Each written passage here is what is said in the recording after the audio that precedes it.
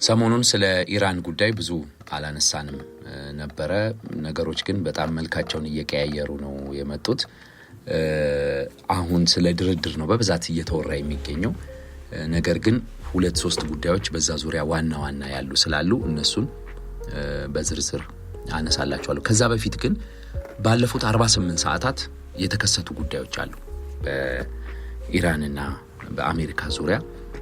የዓለም ኢኮኖሚ በጣም አሳሳቢ ደረጃ ላይ እየደረሰ ነው። በዚህ ነገር መፍትሄውም በጣም አስፈላጊ ነው። በሁለቱም ወገኖች በኩል ኃላፊነት የሚሰማው ነገር እያየን አይደለም። ያው የአንዱ ደጋፊ ያለ በብዛት ግን ከደጋፊው በላይ እኛ ወዴት ነው መሄድ ያለብን የሚለውን ማየት ስላለብን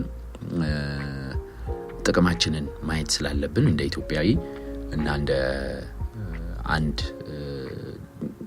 ሰላምን እንደሚሻ ሀገር ዜጎች ጥቅማችንንና የዓለምን ሰላም ነው ማየት ያለብን። ምክንያቱም ጥቅማችን አሁን በጸብ ውስጥ ለምሳሌ የሚገኝ ጥቅም ሊኖር ይችላል። አሁን በዛ አካባቢ በዚህ በግጭቱ የተነሳ ጥቅም ያገኙ በርካታ ወገኖች እንዳሉ ምንም ጥርጥር የለውም። ለምሳሌ ኢትዮጵያ ነዳጅ እየገዛች ያለችው አየር ባየር ከሚሸጡ ሰዎች ነው ብለን ነግረናቸዋልና ያን ሲጠቀስ እነዚህ አየር ባየር የሚሸጡ ድርጅቶችና ተቋማት ከፍተኛ ቢዝነስ አግኝተው ሊሆን ይችላል ነዳጅ በውጭ እየሸጡ።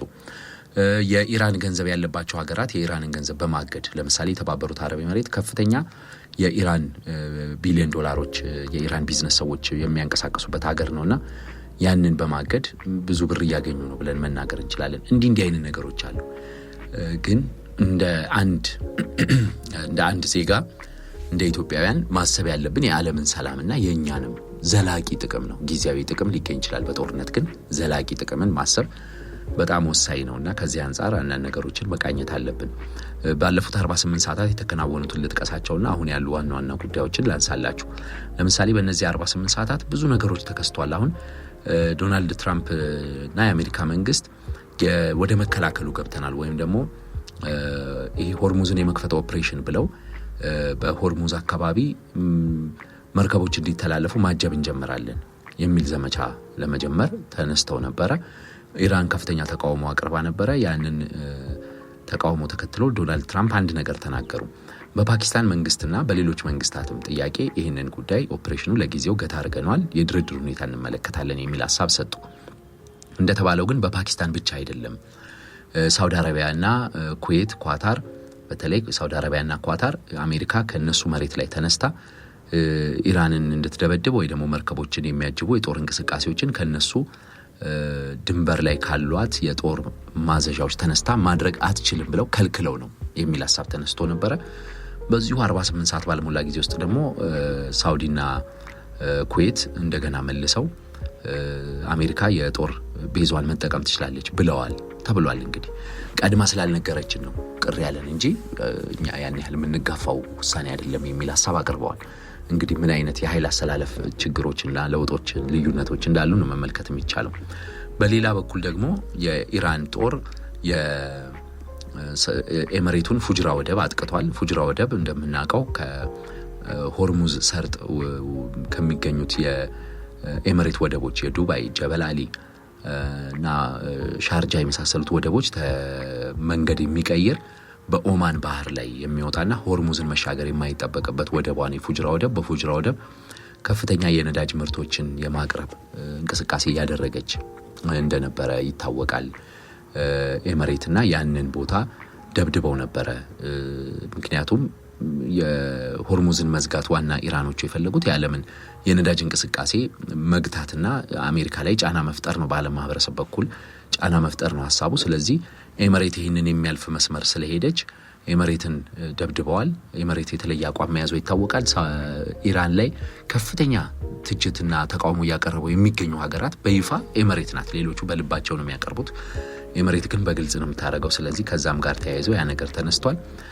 ይህን ተከትሎ ደግሞ የአሜሪካ ጦር የኢራን የነዳጅ ጫኝ ሐሳን የሚባል መርከብን ሆርሙዝ አካባቢ አጥቅቶታል የሚል መረጃ አለ።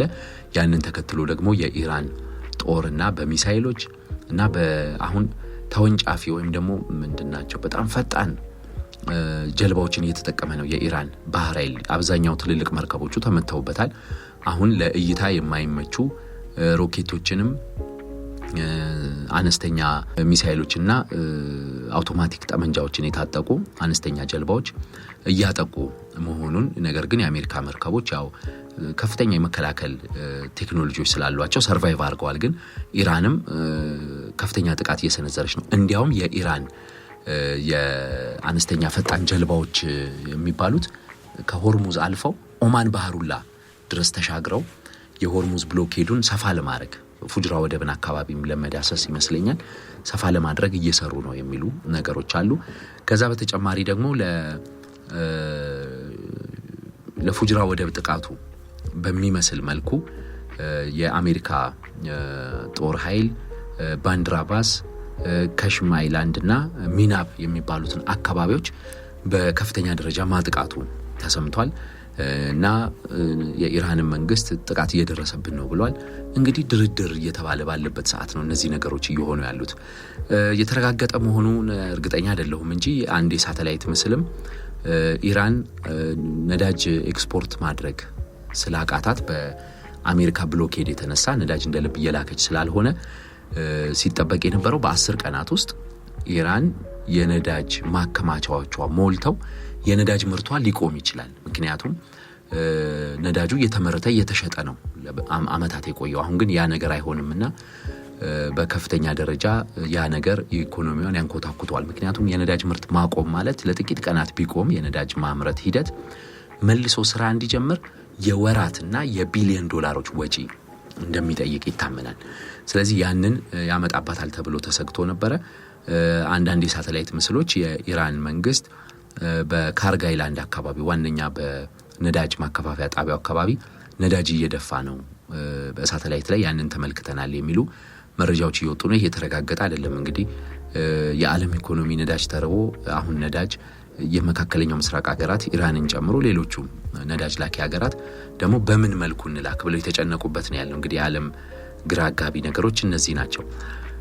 በሌላ በኩል ዋነኛው ጉዳይ እነዚህ የ48 ሰዓቱን ጉዳዮች ካነሳውላችሁ ዋነኛው ጉዳይ ደግሞ የሚጠበቅ የድርድር ጉዳይ ነው። ከድርድር ጋር በተያያዘ አሜሪካ ተጨማሪ ነጥቦችን ልካለች ለኢራን። እነዛን ነጥቦች ኢራን ትቀበላለች አትቀበልም የሚለው ጉዳይ የሚጠበቅ ነው የሚሆነው። ግን አሜሪካ የድርድር ሐሳቦችን ምንም ያሻሻለችው ነገር የለም። አሁን እንደሚገባኝ እንደማያው ነጥብ አሜሪካ አሻሽላ ያቀረበችው የድርድር ሐሳቦች የሉም እና የአሜሪካ ሐሳቦች አሁንም ሙሉ በሙሉ ኒኩሌር የሚባለውን ሐሳብ ማቆም፣ የተብላላውን ዩራኒየም 60% ተብላልቷል የተባለውን ዩራኒየም አሳልፎ መስጠት፣ ሆርሙዝን መክፈት ለኢራን ግዴታዋ ነው የሚሉት ነጥቦች አስቀምጧል። አሜሪካ በሂደት ማዕቀቧን ታቀልላታለች፣ የተያዙባትን ገንዘቦች ትለቅላታለች፣ አሜሪካ የዘጋችውን ሆርሙዝ በሂደት መክፈት ትጀምራለች የሚል ሐሳብ ነው አሁንም ድርድሩ ላይ ያነሱት። ዶናልድ ትራምፕ ግን በራሳቸው ማህበራዊ ገጽ የገለጹት የኢራን መንግስት ወደ መሻሻል የሚመጣ ከሆነ ኢራንን መልካም መሪዎችን ወደ ቦታው አምጥተን ኢራንን መልሰን እንገነባታለን የሚል ሐሳብ አቅርበዋልና ይህን ስንመለከት የኢራንና የአሜሪካ የድርድር ሁኔታ ተስፋ አለው ወይ ብሎ ግራ የሚያጋባ ነው። በእርግጥ የአሜሪካ መንግስት አንድ ነገር ብሏል። ከዚህ በኋላ ተደራዳሪ ልዑክ ወደ ፓኪስታን 18 ሰዓት 17 ሰዓት እየበረሩ አልክም፣ በስልክ እንነጋገር ብያለሁ ብለዋል ዶናልድ ትራምፕ። እንግዲህ ምን ያህል ያስኬዳል የሚለው የሚታይ ነው። ሌላ በጣም አስገራሚ መረጃ ከዚህ ጋር በተያያዘ የምነግራችሁ ለ5 ጊዜ ያህል የኢራን መንፈሳዊ መሪን ሞጅተባ ካሚኒን ለማግኘት ጥያቄ ሲያቀርቡ የነበሩት ፕሬዝዳንት መሱድ ፔዚሽኪያን አያቶላውን እንዳገኟቸው ወይ መንፈሳዊ መሪውን እንዳገኟቸው 2 ሰዓት ተኩል ያህል እንደተነጋገሩ በጣም በጥልቅ አሰላሳይነትና በጥልቅ ስሜት ነው ያደረግነው ውይይት ብለው ለካቢኔያቸው ሲናገሩ ታይተው ነበርና በመጨረሻም አግኝቷቸዋል ተብሎ ነበር። አንዳንዶች ደግሞ አይ ውሸት ነው ይላሉ። አሁን ኢራን ኢንተርናሽናል የሚባለው የኢራን መንግስትን የማይደግፍ ሚዲያ ነው። አሁን ያለውን መንግስት ብዙም አይደግፍም ይሄ ሚዲያ እና እንደዛ ያሉ ነው። አንድ ነገር ግን እዚህ ጋር ልንገራችሁ በአጠቃላይ መነሳት ያለበት የኢራንና የአሜሪካ ግጭት የተለያዩ መልኮች ያሉት ነው። ከመልኮቹ መካከል ትልቁ ፕሮፓጋንዳው ነው። አሁን ብዙ ሰዎች ያልተገነዘቡት እሱን ነው። ይሄ በሌሎች ነገሮችም ላይ እንግዲህ በሀገራችንም በየዕለት ህይወታችንም የሚያጋጥመን ስለሆነ ይሄን ነገር በጣም መገንዘብ ያስፈልጋል። በነገራችን ላይ የእያንዳንዱን የኢኮኖሚ እንቅስቃሴ የእያንዳንዱን ማህበራዊ ህይወት በዚህ ዘመን የፖለቲካ ውሳኔዎች እየመሩ የሚገኙት መረጃዎች ናቸው። መረጃ ማለት የሁሉም ነገር የበላይነት ነው። በመረጃ የዳበረ ማህበረሰብ የውሳኔ አቅሙ በጣም የተሳለጠ ይሆናል። አይደነግጥም፣ አይደነብርም፣ ተረጋግቶ ይወስናል። ለበርካታ ዘመናት ማንበብ ነበር የመረጃ ባለቤት የሚያደርገው። አሁን የሚዲያዎቹ መስፋፋትን ተከትሎ መስማትና የተለያዩ መረጃዎች በጣም በብዛት እየተሰራጩ ነው። ድሮ በርካታ መጽሐፍ ተነቦ ነው ደህና መረጃ የሚገኘው። 10 መጽሐፍ አንብበ ነው አንድ ነገር ላይ ለድምዳሜ የሚደርሰው። አሁን ግን በወፍ በረር በ3 መስመር ዓለም የሚሸበርበት ሰዎች ለውሳኔዎቻቸው ግራ የሚጋቡበት ሁኔታ ነው በዓለም ላይ የተፈጠረው። የኢራንም ጦርነት የዚህ አንድ አካል ነው። በሀገራችንም በበርካታ ሚዲያዎች ትመለከታላችሁ፣ በዓለም አቀፉ ሚዲያዎችም ጭምር የሚወራው በጣም የተለያየ ነው። በዚህ ጦርነት ያልሞቱ ሰዎች ሞተዋል ተብሎ የሞቱ ሰዎች በህይወት አሉ ይባላል። የተፈጸመ ጥቃት ተፈጽሟል፣ የተሸጠ ዕቃ አልተሸጠም የማይባል ነገር የለም። ኢራን እንደዚህ ያደረገች፣ በዚህ በኩል ሄደ፣ በዚህ በኩል መጣ የሚሉ በጣም በርካታ መረጃዎች ናቸው እየወጡ የሚገኙትና የመረጃ ማጣራት ሂደት እጅግ በጣም ወሳኝ ነው እና መረጃ ላይ ብዙ ትኩረት ማድረግ ያስፈልጋል። የተለያዩ መረጃዎችን አይቶ ማገናዘብ ያስፈልጋል እንጂ የሰማናቸው በሙሉ ትክክል ላይሆኑ ይችላሉ እና አንዳንዴ እኛም ለእናንተ መረጃዎችን ለማድረስ ስንሞክር በዚህ ዙሪያ በጣም ነው የምንቸገረው። የተሳሳቱ መረጃዎች ይዞ ላለመምጣት የትኛው ነው የተጣራ የትኛው ነው የተሻለ የሚለውን ለማየት በጣም ብዙ ጊዜ ይፈትናል። ቢሆንም ግን ያሉትን መረጃዎች ማድረስ ተገቢ ነው የሚሆነው።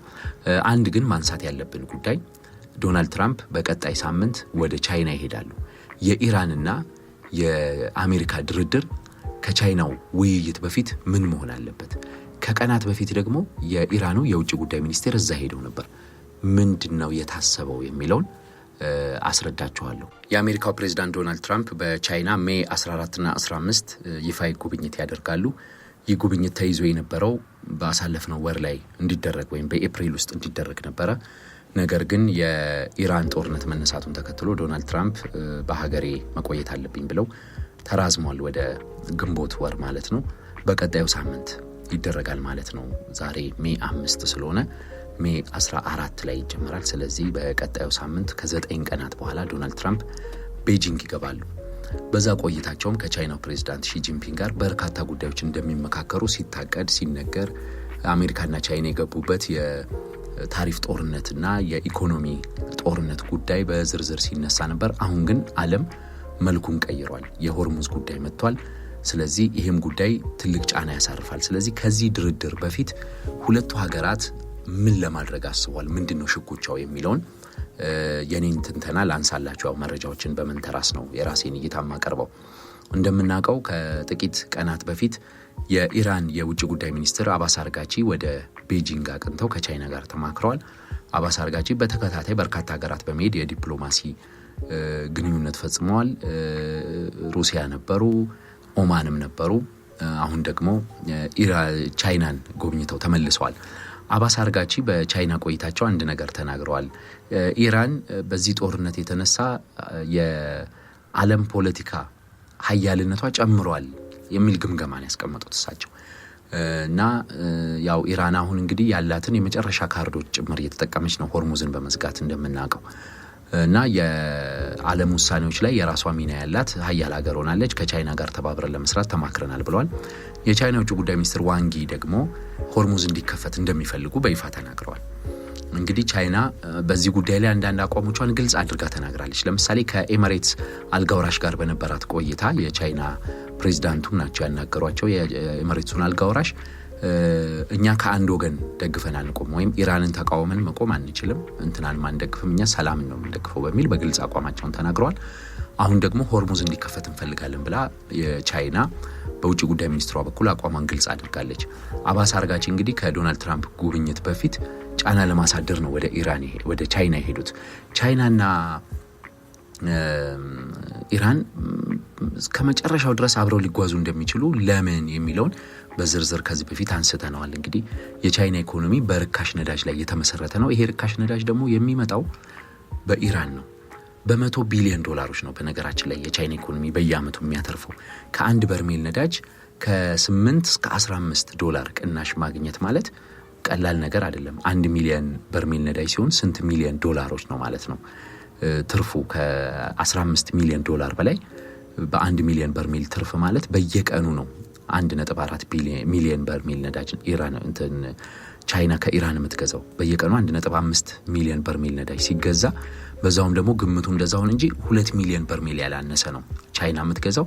ስለዚህ በየቀኑ ቻይና እስከ 30 ሚሊዮን ዶላር ትርፍ ታገኛለች በአመት። በጣም ብዙ ነው እና ይሄ ሁኔታ ለቻይና ኢኮኖሚ በጣም ወሳኝ በመሆኑ ቻይና አሁን ያለው የኢራን መንግስት እንዲቀጥል መፈለጓ የማይቀር ነው። አካባቢው ደግሞ እንዲረበሽ አትፈልግም፣ ነዳጁ እንዲፈስላት ትፈልጋለች። ስለዚህ ድርድር እንዲደረግና የኢራን ጉዳይ እልባት እንዲያገኝ ቻይና በጣም ትፈልጋለች። እልባት ስንል አሁን ያለው የኢራን መንግስት በስልጣኑ ላይ እንዳለ ሆኖ ማለት ነው። የአሜሪካ መንግስት ደግሞ ከቻይና ጋር በሚኖረው የቀጣይ ሳምንት ድርድር የኢራን ጉዳይ ዋና ጉዳይ እንዲሆን አይፈልግም። ይህንን የማይፈልግበት ምክንያት ምንድነው? ከመጀመሪያም ዋነኛ ጉዳያቸው የንግድ ጉዳይ፣ የማዕቀብ ጉዳይ፣ የአርቲፊሻል ኢንተለጀንስ ጉዳይ፣ የሬር እርዝ ሚነራሎች ወይም ደግሞ በጣም እነዚህ ወሳኝ ቅንጣቶች በማዕድን ዘርፉ ላይ ያሉ፣ በቴክኖሎጂ ዘርፍ ላይ በሴሚኮንዳክተር ላይ ያሉ ወሳኝ ማዕድናት ጉዳይና የታይዋን ጉዳይ ነው ዋነኛ መነጋገሪያቸው ይሆናል ተብሎ የሚጠበቀው። ከዚህ በተጨማሪ የኢራን ጉዳይ ከመጣ ግን እነዚህን ሁሉ ሊያጠላበት ይችላልና ያ እንዲሆን አሜሪካኖቹ አይፈልጉም። ስለዚህ አሁን ሁለት ነገር ይሆናል ብዬ እኔ ገምታለሁ። አንደኛ አሁን አሜሪካ አዲስ የድርድር ሀሳብ ለኢራን ልካለች። ይሄ ድርድር ሀሳብ በእነዚህ 9-8 ቀናት ውስጥ ኢራን መቀበሏን እንድታሳውቅ አሜሪካ ትፈልጋለች። ግን የቀረበው የድርድር ሀሳብ ደግሞ በፊት ከቀረበው የተለየ አይደለም እና ኢራን ከዚህ በፊት አልቀበልም ያለቻቸው የድርድር ሀሳቦች ናቸው አሁንም ዳግም የቀረቡት። ስለዚህ ኢራን ይህን የድርድር ሀሳብ ትቀበለዋለች ወይ ብሎ ማሰብ በጣም ከባድ ሊሆን ይችላል። እንግዲህ ዶናልድ ትራምፕ በጣም ኢራኖቹ ፈልገዋል ይላሉ። ኢራኖች ደግሞ አሁንም አቅማችን ጠንክሮ ወጥቷል፣ አሁንም ለመዋጋትኛ ዝግጁ ነን፣ አሜሪካን መቋቋም አይከብደንም የሚል ሀሳብ አንስተዋል። እንዳውም አንዳንድ መረጃዎች ሆርሙዝ አሜሪካ የዘጋችው ጥቂት ሳምንታት ኢራን ኢኮኖሚን ይሰብራታል ቢባልም አይ እስከ 3 ወራት ኢራን ኢኮኖሚዋ ላይሰበር ይችላል የሚሉ መረጃዎች እየወጡ ነው። ስለዚህ ኢራን መንግስት ድርድሩን ይቀበለዋል ብሎ መናገር በጣም ከባድ ነው የሚሆነው በአሜሪካ በኩል የቀረቡት ነጥቦች። ስለዚህ ዶናልድ ትራምፕ ሁለት ነገር ማድረግ ይፈልጋሉ። ወደ ቻይና ሲሄዱ የኢራንን ፋይል በተወሰነ መልኩም ቢሆን ዘግተው መሄድ ይፈልጋሉ። ረጅም ጊዜያቸውን ስለ ኢራን ማውራት አይፈልጉም። ከቻይና ጋር ማሳካት የሚፈልጓቸው ብዙ ጉዳዮች ስላሏቸው፣ ስለዚህ አንድ ድርድሩ እንዲሳካ ይፈልጋሉ። ካልሆነ ግን በእነዚህ 9 ቀናት የኢራንን መንግስት ሊያንበረክኩ የሚችሉ እና ቻይና ኢራን አለች አሁንም በአቋሟ ወደ ድርድር ሂዱ የሚል ሀሳብ እንዳታቀርብ የኢራንን መንግስት አንበርክኮ ሊያስቀምጥ የሚችል የወታደራዊ እርምጃ የመውሰድ ሀሳብ እንዳላቸው ይታመናል።